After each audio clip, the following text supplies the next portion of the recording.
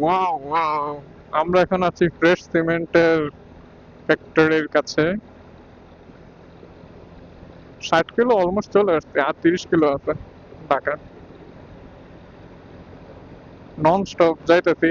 জানি না তানবীরের পাশার কি অবস্থা, হয়তো পাশা পাশা একদম সাথে নাই ওর। সময় হচ্ছে প্রায় 8টা বাজে। মনে হয় না আমার মানে ভয়েস কিছু আসতেছে, কারণ এত পরিমাণে উইন্ডের লোড যাইতেছে যে আমার মনে হয় না কোনো ভয়েস কিছু আসবে।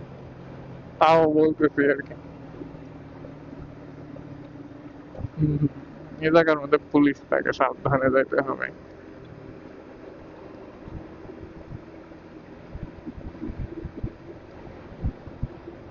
পুলিশ তো ধরলে শুধু শুধু হয়রানি করে।